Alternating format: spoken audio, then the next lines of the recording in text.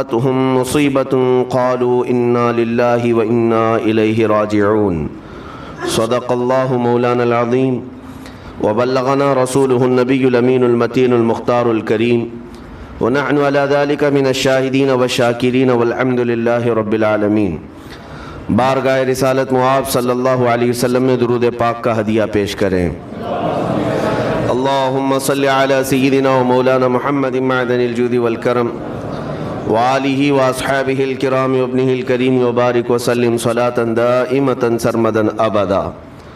عزیزان گرامی وقار، قرآن عظیم میں اللہ رب العزت ارشاد فرماتا ہے، اور ہم ضرور تمہاری آزمائش کریں گے، تمہیں آزمائیں گے۔ کن چیزوں سے آزمائیں گے؟ تمہارا امتحان ہوگا۔ 4 چیزوں کا ذکر اس آیت میں آیا ہے۔ بشیء من الخوف، تمہیں ڈر دے کر کے کسی چیز کا، خوف سے تمہیں آزمایا جائے گا۔ والجوع، اور بھوک کے ذریعے سے آزمایا جائے گا۔ ونقص من الاموال، اور مال کی کمی کے ذریعے سے تمہیں آزمایا جائے گا۔ مال گھٹ جائے گا، فاقہ ہوگا، اس طرح سے تمہیں آزمایا جائے گا۔ والانفس والثمرات، اور کچھ جانوں کے ذریعے سے تمہاری آزمائش ہوگی۔ جانوں سے مراد کیا ہے؟ کسی عزیز کی جان چلی جائے گی تمہارے آنکھوں کے سامنے، تمہارے گھر والوں کی موت تمہارے لیے بڑی آزمائش ہے، تمہارے لیے ایک بڑا امتحان ہے۔ اور پھر اخیر میں رب تبارک و تعالیٰ ارشاد فرماتا ہے، وَبَشِّرِ الصَّابِرِينَ الَّذِينَ إِذَا أَصَابَتْهُمْ مُصِيبَةٌ قَالُوا إِنَّا لِلَّهِ وَإِنَّا إِلَيْهِ رَاجِعُونَ۔ اے رسول، ان لوگوں کو بشارت دے دیں۔ کن لوگوں کو؟ ان لوگوں کو بشارت دے دیں جن کے پاس مصیبت آتی ہے تو یوں کہتے ہیں ہم اللہ ہی کے ہیں اور اللہ ہی کی طرف لوٹنے والے ہیں۔ مصیبتوں کے وقت جنہوں نے کہا انا للہ و انا الیہ راجعون، رب تعالیٰ فرماتا ہے رسول انہیں بشارت دے دیجیے۔ کس بات کی بشارت؟ کس بات کی خوشخبری؟ اولئک علیہم صلوات من ربہم ورحمہ واولئک هم المہتدون۔ اللہ فرماتا ہے یہ وہ لوگ ہیں جن پر ہمیشہ اللہ کی رحمتیں اترتی ہیں۔ جنہوں نے انا للہ و انا الیہ راجعون کہا، یہ وہ لوگ ہیں جن پر اللہ تبارک و تعالیٰ کی طرف سے ہر وقت رحمتیں اترتی ہیں، اور یہی لوگ ہدایت پائے ہوئے ہیں، یہی لوگ ہدایت والے لوگ ہیں۔ اس پوری آیت کے اعتبار سے اگر میں آپ کو بتاؤں تو پتہ یہ چلے گا، رزلٹ اس کا یہ ہے کہ مصیبتوں کے وقت صبر کرنا یہ ہدایت ہے۔ ہدایت، اگر آپ ہدایت پر ہیں یا نہیں یہ دیکھنے کے لیے مصیبتوں کے وقت ہی آپ کو دیکھا جائے گا۔ گھر میں کسی کا انتقال ہو جائے اور پھر دیکھا جائے گا کہ تمہاری زبان سے الفاظ کیا کیا نکلتے ہیں، تم شکایتیں کن کن باتوں کی کرتے ہو، پھر دیکھا جائے گا ہدایت پر ہو یا گمراہ ہو۔ ایک روایت میں یہ بھی ہے کہ جب کسی کے بچے کا یا کسی کے بھائی کا یا باپ کا انتقال ہوتا ہے گھر میں، تو جنازہ اٹھانے سے پہلے ہی وہاں ایک فرشتہ آتا ہے۔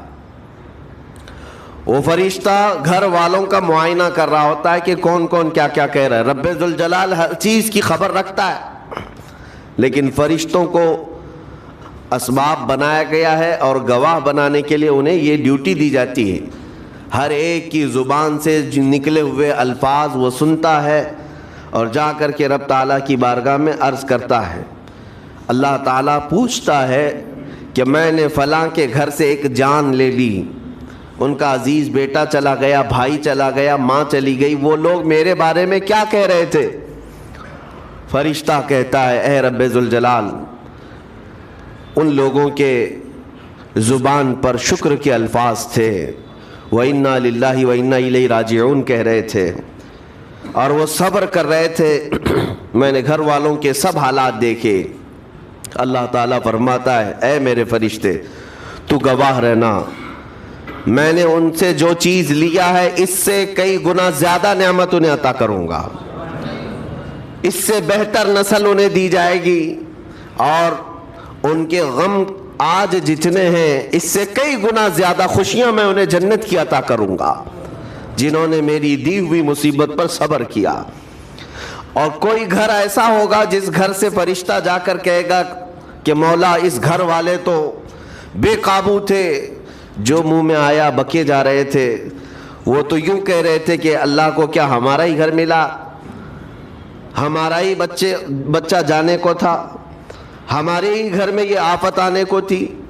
اس طرح کے الفاظ وہ کہہ رہے تھے، اور رب تبارک و تعالیٰ کو ظالم کہہ رہے تھے۔ اللہ تبارک و تعالیٰ اپنے جلال کا اظہار فرماتا ہے، ارشاد فرماتا ہے فرشتے کو، اے فرشتے تو گواہ رہنا، انہوں نے میرے بارے میں جیسا گمان کیا اب میں ان کے ساتھ ویسا ہی سلوک کروں گا۔ اللہ تبارک و تعالیٰ کے ساتھ یہ گمان جس طرح بندہ کرے گا اللہ تعالیٰ اس کے ساتھ اسی طرح کا سلوک فرمائے گا۔ اس کو ارحم الراحمین ہی تصور کرو۔ ہمیشہ رب تبارک و تعالیٰ مہربان ہے، اور مہربان ہی اس کی طرف گمان کرنا بھی چاہیے مومن کو۔ انشاءاللہ العزیز مہربانی ہوگی، اور بلکہ دلوں کا قرار اور سکون بھی رب تعالیٰ ہی عطا کرتا ہے۔ اے میرے عزیزو، یہ تمہیدی باتوں کے بعد میں اب عرض کرنا چاہتا ہوں، محرم الحرام کے مہینے میں کربلا کے واقعات سنتے ہی رہتے ہیں۔ میرے عزیزو، ہم بچپن سے لے کر اب تک ہر سال کربلا میں ہونے والے عظیم حادثے کو سنتے بھی آ رہے ہیں۔ 14 صدیوں گزر جانے کے بعد بھی اس واقعے کو یاد کرتے ہیں تو آنکھیں بھیگ جاتی ہیں۔ اس میدان میں، وہاں کے ریگزاروں میں رسول کریم صلی اللہ تعالیٰ علیہ وسلم کے اہل بیت کا جو امتحان تھا وہ کتنا سخت تھا، کتنا کٹھن تھا۔ کسی ایک کے ساتھ کوئی معاملہ ہو جائے تو سمجھ میں آئے، امام عالی مقام سید الشہداء امام حسین رضی اللہ تعالیٰ عنہ کو کتنا بڑا امتحان دینا پڑا ہوگا۔ ایک نہیں، اپنے خاندان کی 29 لاشیں انہوں نے اٹھائی ایک دن کے اندر، اپنے خاندان کی۔ پھر دوسرے ان کے اصحاب اور رسول اللہ کے صحابہ بھی اس میں موجود ہیں، اور دوسروں کے بچے بھی اس میں موجود ہیں۔ کل ملا کر 72 لوگوں کی وہاں پر جانیں گئی ہیں، شہادت کا جام انہوں نے نوش کیا ہے، لیکن ہر گھڑی امام حسین ہر موت کو دیکھتے رہے۔ آج کبھی تصور کرنا، ہمارے گھر میں کسی ایک فرد کا انتقال ہو جائے تو گھر پورا عجیب سا ہو جاتا ہے، پورے گھر کا سکون غارت ختم ہو جاتا ہے۔ ہم میں سے کوئی کھانا پینا نہیں چاہتا، ہمارے باپ کا انتقال ہو یا بیٹے کا انتقال ہو یا بھائی یا ماں کا انتقال ہو۔ لیکن امام حسین کی وہ بات مجھے یاد آتی ہے جب اپنے جوان بیٹے علی اکبر کی لاش پر گھوڑے دوڑتے ہوئے بھی دیکھ رہے تھے۔ اپنے سگے بھتیجے امام قاسم کا سر الگ کر دیا تھا یزیدیوں نے، اور اس سر کو اپنی گود میں رکھ کر کے بیٹھے ہوئے تھے۔ اپنے سگے بھائی حضرت عباس علمبردار کے، ان کے آنکھوں کے سامنے دونوں ہاتھ کاٹے گئے تھے، اور حضرت عباس کے سینے میں نیزہ مار کر کے انہیں گرایا گیا تھا۔ اتنا ہی نہیں میرے عزیزو، امام حسین اس خونی منظر کو اپنی آنکھوں سے دیکھیں جب 6 ماہ کے علی اصغر کو لے کر پانی طلب کرنے گئے تھے تو یزیدیوں نے گلے پر تیر ایسا لگایا تھا کہ خون کا فوارہ مولا حسین کے چہرے پر آ کر لگ گیا۔ پورے کربلا کے واقعات پڑھنے کے بعد میں نے محسوس کیا، اتنے پورے واقعے گزر جانے کے بعد بھی ایک چیز کربلا میں نہیں ہوئی، باقی سب آفتیں آئی ہیں، ایک چیز نہیں ہوئی۔ وہ کیا ہے؟ امام حسین کے زبان سے کوئی شکایت نہیں ہوئی، کوئی شکوہ نہیں تھا۔ یہ نہیں تھا کہ سارے بجلیاں ہم پر گر پڑی ہیں، اس خاندان کا کون ہے؟ سوائے زین العابدین کے اس پورے خاندان میں کوئی مرد باقی نہیں رہا۔ پورے خاندان کے بچوں کو، ان کے بڑے مردوں کو، سب کو وہاں پر شہید کر دیا گیا تھا۔ میں عرض تو کر رہا ہوں، ایک خاندان کے 29 لوگوں کی لاشیں میدان میں پڑی ہوں۔ وہ کیسا منظر ہے؟ ایک تو میں امام حسین کے صبر کو دیکھتا ہوں، اللہ تعالیٰ نے فرمایا آیت کریمہ میں کہ ہم تمہیں آزمائیں گے، آزمائش کریں گے کچھ جانیں لے کر کے، لیکن میں سمجھتا ہوں اتنی بڑی آزمائش کہ ایک ہی دن میں ایک ہی خاندان سے 29 لوگوں کی جانیں گئی، وہ اس سے بڑی آزمائش ہوگی؟ یہ کتنی بڑی آزمائش ہے اور کتنا بڑا امتحان ہے۔ اب یہ بھی میں آپ کو بتا دوں کہ کس کے ساتھ کیسی آزمائش ہوتی ہے، کس کے ساتھ کیسا امتحان ہوتا ہے۔ آپ کو سردی بخار دے کر کے آزمایا جاتا ہے، کسی اور کو کچھ اور بیماریاں دے کر، یا کسی اور کو کسی اور مصیبت کے ذریعے سے، لیکن یہ آزمائش کی جو کیٹیگری ہے وہ کیسے طے ہوتی ہے پتہ ہوں؟ میرے آقا صلی اللہ تعالیٰ علیہ وسلم نے فرمایا جس کا ایمان جتنا بلند ہوگا ویسی ہی آزمائش آئے گی۔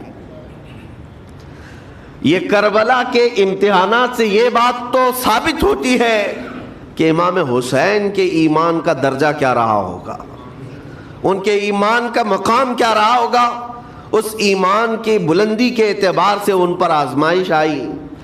اسی لیے تو بزرگوں نے فرمایا کہ ہم میں سے کوئی بھی امام حسین کے صبر کو نہیں پہنچ سکتا۔ استقامت اور صبر یہ دو چیزیں ایسی ہیں اچھے اچھے لوگوں کے پیر ڈگمگا جاتے ہیں۔ استقامت کا مطلب ہے ڈٹے ہوئے رہنا حق پر، اور یہ سب کو نہیں مل پاتا، یہ خصوصیت سب کو حاصل نہیں ہوتی۔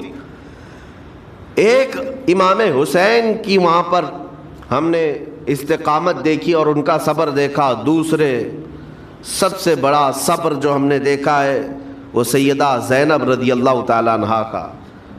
وہ خاتون امام حسین کی سگی بہن ہے، سیدہ فاطمۃ الزہرا کی بیٹی ہیں، حیدر کرار کی نور نظر میرے آقا صلی اللہ علیہ وسلم کی گود میں کھیلی ہوئی ہیں۔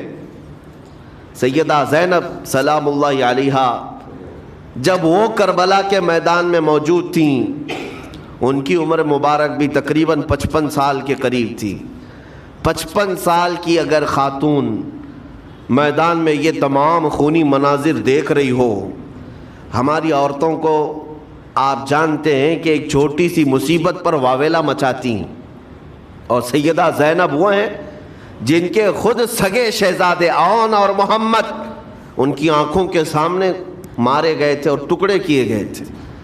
سیدہ زینب سلام اللہ علیہا اس پر بھی خاموش رہی، لیکن اندازہ کرو جب سارے شہید ہو گئے تھے، امام حسین اپنے خیمے سے نکلنے کو تھے، جب کربلا کے میدان میں خود گھوڑے پر سوار ہونے کو تھے، جانتے ہیں یہ منظر کیسا رہا ہوگا۔ عورتیں تو ماتم کرتی ہیں ایسے حالات میں، لیکن وہ اہل بیت کی عورتیں تھیں۔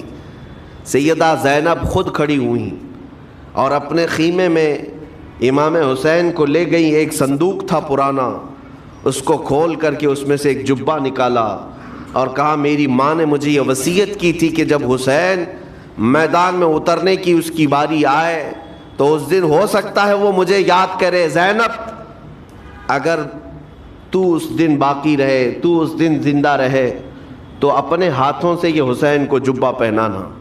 سیدہ زینب سلام اللہ علیہا انہوں نے خود اپنے ہاتھوں سے امام حسین کو یہ لباس پہنایا۔ کیا اس مقام پر کوئی اتنی طاقت رکھتا ہے کہ پورا گھر لٹ گیا ہو اور اپنے سگے بھائی کو جبہ پہنا کر کسی شادی میں نہیں، پھر جنگ کے میدان میں اتار رہے ہو؟ اس خاتون کے استقامت پر لاکھوں سلام۔ سیدہ زینب سلام اللہ علیہا وہ معمولی خاتون نہیں ہے، صبر کا پہاڑ تھیں۔ میں آپ کو بتاؤں، مصیبت کے وقت ایک بار کسی کا قتل ہو جائے تو وہ ایک موت ہے، لیکن یہاں پر کربلا کے میدان میں سیدہ زینب جتنی موتیں دیکھ رہی تھی، ہر موت پر ایک موت کی تکلیف ہے، ہر موت پر ایک موت کی تکلیف، لیکن وہ صابرہ و شاکرہ رہیں۔ پوری تاریخ میں ڈھونڈ کر کے آپ نکالیں، کہیں پر بھی سیدہ زینب نے نہ اپنے بال نوچے، نہ کپڑے پھاڑے، نہ چہرے پر ہاتھ مارا، بلکہ ایسا صبر کا دامن پکڑی رہیں کہ پوری زندگی بھر انہوں نے صبر کی تلقین کی تمام خواتین کو۔ گھر لٹانا، گھر کٹانا، کوئی سر کٹانا کوئی تم سے سیکھ جائے، جان عالم ہو فدا اے خاندان اہل بیت۔ امام زمن فاضل بریلوی رحمۃ اللہ علیہ نے فرمایا ہے، سر کٹانا گھر لٹانا کوئی تم سے سیکھ جائے، جان عالم ہو فدا اے خاندان اہل بیت۔ عزیزان گرامی وقار، یہاں پر ان حالات کے بعد میں آپ کو ایک بات ضرور کہنا چاہوں گا۔ مصیبتیں ہمارے گھر بھی آتی ہیں، آفتیں تکلیفیں ہمارے گھر بھی آتی ہیں، لیکن کیا ہم ان مصیبتوں کا سامنا کرتے ہیں، استقبال کرتے ہیں؟ نبی اکرم صلی اللہ تعالیٰ علیہ وسلم نے تو ارشاد فرمایا، مومن کو جب مصیبت آتی ہے تو اس کے لیے وہ نعمت ہے، دو چیزوں میں سے ایک چیز ہوگی اس کے ساتھ۔ اگر بخار بھی آئے، میرے آقا فرماتے ہیں اگر بخار بھی آیا ہے تو دو باتوں میں سے ایک بات ہوگی اس کے ساتھ، یا تو رب تبارک و تعالیٰ اس کے گناہ معاف کرے گا یا تو اس کے درجے کو بلند کرے گا۔ مصیبت اگر آئے تو ایک بات یاد رکھنا، رب تبارک و تعالیٰ اپنے محبوب بندوں کو، پسندیدہ بندوں کو آزمائش میں ڈالتا ہے، ورنہ جو لوگ یہ سمجھتے کبھی طبیعت خرابی نہیں ہونا چاہیے تو فرعون بن جاتے ہیں ایسے لوگ۔ فرعون کو 90 سال تک نہ کبھی سردی آئی نہ بخار، کبھی کوئی بیماری نہیں، اور جب بندہ کبھی بیمار نہیں ہوتا تو اپنے آپ کو خدا تصور کرنے لگ جاتا ہے، میں تو دنیا کا سب سے مضبوط آدمی ہوں، مجھے کچھ نہیں ہوتا۔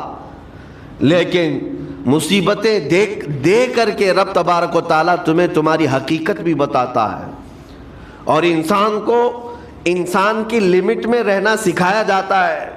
تمہاری حیثیت صرف اتنی ہے کہ اگر نس رک گئی، دل کی دھڑکنیں ایک آن کے لیے اگر رک گئی تو سب ختم ہے۔ اس لیے تمہیں رب تبارک و تعالیٰ کے حضور جانا ہی ہے تو صبر بھی سیکھو اور شکر بھی سیکھو۔ آج مصیبتیں اور آفتیں آتی ہیں تو واویلا کرنے والوں کے لیے میرا میسج ہے، اللہ تبارک و تعالیٰ تمہاری ہر بات کو دیکھ رہا ہے۔ تمہارے چیخنے سے، چلانے سے، تمہاری شکایت کرنے سے گئے ہوئے آدمی کی جان واپس تو نہیں آنی ہے۔ تمہارا عزیز ترین بھائی مر گیا، تم جس سے سب سے زیادہ پیار کرتے تھے وہ بیٹا انتقال کر گیا، مجھے بتاؤ تم 10 لوگوں میں چیخو گے، چلاؤ گے، رب تعالیٰ کے حضور بری بری باتیں بھی کرو گے تو کیا وہ گئی ہوئی جان واپس آ سکتی ہے؟ میرے عزیزو، یہ وہ حکومت نہیں ہے کہ تمہارا احتجاج کرنے پر قانون واپس لے لیا جائے۔ تمہارے سب مل کر کے پروٹیسٹ کرنے سے حکومتیں اپنے فیصلے واپس لے سکتی ہیں، لیکن وہ رب ذوالجلال شہنشاہ اعظم کا قانون ہے۔ وہاں نبیوں کی بھی جو روح لی گئی، وہاں پر اللہ تبارک و تعالیٰ نے اپنے محبوب نبیوں کی بھی روح کو قبض کرنے کا حکم دیا، تو کیا سب کے غم منانے سے وہ روحیں واپس کرنے کا فیصلہ کیا گیا ہے؟ نہیں میرے عزیزو، اس عالم میں، اس کائنات میں پھر کوئی ہمارے رونے چیخنے چلانے سے واپس نہیں آتا۔ ہاں، غم کرنا اپنی جگہ پر ہے، لیکن غم کا شرعی طریقہ کیا ہے؟ میرے آقا صلی اللہ تعالیٰ علیہ وسلم نے بھی غم فرمایا۔ آپ کے عزیز بیٹے سیدنا ابراہیم جب انتقال کر گئے، میرے آقا کی آنکھوں میں آنسو تھے۔ حضور پاک صلی اللہ تعالیٰ علیہ وسلم کی آنکھوں کے سامنے سیدہ خدیجۃ الکبریٰ کا انتقال ہوا، حضور غمگین تھے۔ لیکن غم کا مطلب کبھی یہ نہیں ہوتا کہ اللہ کی بارگاہ میں شکایت کریں، تو نے میرے ساتھ ایسا کیوں کیا؟ یعنی تم حکم دو گے، رب تبارک و تعالیٰ کو تم مشورہ دو گے کہ کس کے ساتھ کیا کرنا ہے۔ اس لیے ان مواقع پر ہم سب کی آزمائش ہے، ہمارا امتحان ہے۔ ایسے معاملات جب بھی آتے ہیں، دیکھیں میں آپ کو ایک اور باریک بات بتا دیتا ہوں۔ یہ ہم آج تقریر کر رہے ہیں، ہو سکتا ہے آپ بھی سن رہے ہیں اور اچھی طرح سمجھ رہے ہیں، لیکن خود کے گھر پر جب آ جائے تو تقریر بھی یاد نہیں رہتی، نصیحت بھی یاد نہیں رہتی، غم کا غلبہ زیادہ ہو جاتا ہے۔ ایسے اوقات میں حکم کیا ہے مومنین کو؟ میرے گھر پر، میں جانتا ہوں شکایت نہیں کرنا چاہیے، میں جانتا ہوں غموں کے وقت صبر کرنا چاہیے، پھر بھی اگر میرے گھر میں آ گئی مصیبت تو مومنین کے لیے حکم یہ ہے کہ تم نے اب تک جو سنا تھا حدیثیں وغیرہ اس کو یاد دلاؤ، یعنی مجھے یاد دلاؤ۔ یہ مت سوچو کہ مولانا صاحب ہیں، مفتی صاحب ہیں، امام صاحب ہیں، ان کو تو سب معلوم ہوگا۔ غم کا غلبہ جب آ جاتا ہے تو اچھے اچھوں کو یاد نہیں رہتا۔ مومنین کو کہا گیا ہے کہ وہ یاد دہانی کریں، جائیں غموں کے وقت ان کی حالت دریافت کریں اور انہیں صبر کی تلقین کریں۔ ہر ایک کے لیے ضروری ہے، یہ سوچ کر کے پیچھے نہیں ہٹا جائے گا کہ یہ تو بہت جانکار لوگ ہیں، یہ بہت پڑھے لکھے لوگ ہیں، ان کو تو سب پتہ ہے۔ نہیں، بلکہ حکم یہ ہے کہ جس کے ساتھ بھی مصیبت آئے، مومنین، دوسرے مومنین اسے صبر کی تلقین کریں، اسے جا کر کے حوصلہ دیں اور اسے تسلی دیں۔ اب میں آتا ہوں ان باتوں کی طرف جو لوگ مصیبتوں کو برا سمجھتے ہیں۔ ایک صحابی تھے، ان کی شادی ہو گئی ایک صحابیہ سے، نکاح ہوا تھا مدینے میں، سال بھر خوشحالی سے گزرتے رہے، بہت اچھے دن گزرے۔ سال ختم ہونے کو تھا کہ خاتون جو ہے لڑائی کرنا شروع کر دیتی، کہتی ہے مجھے تمہارے ساتھ رہنا نہیں، مجھے طلاق چاہیے، ڈائریکٹ طلاق۔ تو صحابی نے کہا ہوا کیا؟ وہ صحابیہ کہتی تھی نہیں مجھے تمہارے ساتھ رہنا نہیں۔ اس صحابی نے کہا ٹھیک ہے، اگر ایسا ہی ہے تو حضور پاک صلی اللہ علیہ وسلم کے پاس چلتے ہیں، وہاں جا کر فیصلہ کرا لیں گے۔ تو وہ صحابیہ مان گئیں، کہا چلو چلتے ہیں۔ تو دونوں چلے جا رہے تھے اپنے گھر سے، حضور پاک صلی اللہ علیہ وسلم کے دربار میں فیصلہ کروانا ہے۔ چلتے وقت راستے میں ایک پتھر سے ٹھوکر لگ گئی اس صحابی کو، اور اتنی تیز ٹھوکر لگی کہ ان کا ناخن اکھڑ گیا۔ اب وہ ان کی خاتون جو بیوی صحابیاں ہیں، وہ فوراً اپنے دوپٹے کا کپڑا پھاڑ کر کے انگلی کو باندھتی ہیں اور خون روکتی ہیں، اور اس کے بعد کہتی ہیں چلو واپس گھر چلتے ہیں۔ گھر واپس آنے کے بعد وہ کہتی مجھے طلاق نہیں چاہیے، ساتھ میں رہوں گی۔ کہا عورتوں کا موڈ، عورتوں کا اس طرح کا فیصلہ کیا بات ہے؟ وہ صحابیہ کہتی ہے میں نے سنا ہے کہ جب کبھی کوئی بندہ بیمار نہیں ہوتا تو اللہ اسے پسند نہیں کرتا۔ میں نے جب سے تم سے شادی کی ہے، سال بھر ہو گئے، ایک بار بھی تم کو بیمار ہوتے نہیں دیکھا۔ مجھے ایسا لگنے لگا کہ کہیں تم اللہ کے ناپسندیدہ بندے تو نہیں ہو، اس لیے میں تمہارے ساتھ نہیں رہنا چاہتی تھی۔ اب جب راستے میں ٹھوکر لگ کر ناخن اکھڑ گیا تو مجھے احساس ہوا کہ اللہ تجھے بھی پسند کرتا، میں تیرے ساتھ رہنے کو تیار ہوں۔ وہ صحابیہ تھیں۔ میرے عزیزو، اس کا مطلب یہ نہیں کہ ہم آپس میں ایک دوسرے کے بیمار ہونے کی انتظار میں رہیں۔ شوہر یہ سوچے کہ میری بیوی بیمار کیوں نہیں ہوتی، اور بیوی یہ سوچتی رہے کہ میرا شوہر بیمار کب ہوگا۔ وہ توکل کا اعلیٰ درجہ ہے۔ انتظار اور تمنا مت کرو بیمار ہونے کا، بلکہ بیماری آ جائے تو اللہ کا شکر ادا کرو، آ جائے تو صبر کرو۔ عزیزان گرامی وقار، ہم آج امام حسین اور ان کے رفقائے گرامی رضوان اللہ علیہم اجمعین کو یاد کرتے ہیں تو صرف رونے کے لیے نہیں یا صرف غم منانے کے لیے نہیں، بلکہ داستان کربلا سنانے کا ایک عظیم مقصد یہ ہوتا ہے کہ نوجوانوں کے اندر، بلکہ بوڑھے اور بچوں کے اندر بھی ایمانی جذبہ ایسا آ جائے کہ وہ ہر مصیبت پر ڈٹ کر کھڑے ہو سکیں، ہر یزیدی کا مقابلہ کر سکیں۔ ایک تو اس کا میسج یہ ہے، اور دوسرا میسج یہ ہے کہ چاہے جیسی بھی مصیبتیں آئیں، ایمان کے ساتھ رہنا ہے، صبر اور شکر کو ہرگز نہیں چھوڑنا ہے۔ مصیبتیں ہمارے پاس اب اتنی بڑی تو نہیں آتی کہ ایک خاندان کے ہی اتنے لوگوں کو کاٹ دیا جائے، ایسی مصیبتیں تو نہیں آئی۔ اب جو کچھ بھی آتی ہیں ہمارے ساتھ، وہ مال کی کمی کی، کبھی دکان میں دھندا نہیں چلتا، کبھی بچے کسی کو نہیں ہو رہے ہیں، یا پھر گھر میں کوئی بیمار ہے، کوئی مستقل بیماری آ گئی ہے، یہی تو مصیبتیں ہیں۔ مومن کے لیے یہ قید خانہ ہے، زیادہ آسائش اور آرام کی فکر نہ کرو۔ یہ دنیا مومن کے لیے قید خانہ ہے۔ اسی لیے شاعر نے کیا خوب کہا، جب کسی کا انتقال ہوتا ہے، ایک سچے مومن کا انتقال ہوتا ہے، تو لوگ کہتے فلاں مر گیا، فلاں مر گیا، تو ایک شاعر نے بہت اچھے انداز سے کہا ہے کہ کون کہتا ہے کہ مومن مر گیا؟ جو سچا مومن ہے اس کے لیے کہہ رہا ہوں۔ وہ شاعر نے کہا کون کہتا ہے کہ مومن مر گیا؟ قید سے چھوٹا وہ اپنے گھر گیا۔ حقیقت تو یہ قید سے چھوٹا وہ اپنے گھر گیا. یہاں دنیا میں زیادہ آسائش، زیادہ آرام کی طلب انسان کو مغرور بنا دیتی ہے، تکبر والا بنا دیتی ہے، گھمنڈی بنا دیتی ہے. اور اللہ تبارک و تعالیٰ کی بارگاہ میں ہمیشہ سر بسجود رہنے والا وہ بندہ ہے جو مصیبتوں میں گھرا رہتا ہے. کچھ نہ کچھ مصیبتیں ایسی ہیں جو تمہیں مسجد تک لاتی ہیں، قرآن تک لاتی ہیں، تسبیح تک لاتی ہیں. اور کوئی مصیبت نہ ہو، کوئی تکلیف نہ ہو تو پھر جلدی بندہ اللہ کو بھی یاد نہیں کرتا. اسی لیے رب تبارک و تعالیٰ کی بارگاہ میں کچھ فرشتے ایسے ہیں جب تم رو رو کر کے دعائیں کرتے ہو پھر یہ کہتے ہو میری دعا ہی نہیں قبول ہوتی، مولانا آپ کیجئے، میں تو کب سے یہ دعا مانگ رہا ہوں، میری تو دعا ہوتی ہی نہیں، اور آپ کہتے ہیں اللہ تعالیٰ بہت جلدی دعا قبول کرتا ہے.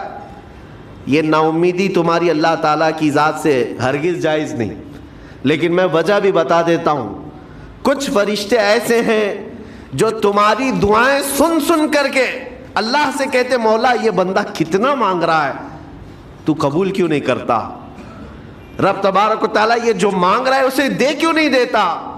رب تعالیٰ فرماتا ہے فرشتوں میں بھی سن رہا ہوں اس کے مانگنے کو، اس کی دعاؤں کو، اگر میں ابھی اس کو دے دوں تو وہ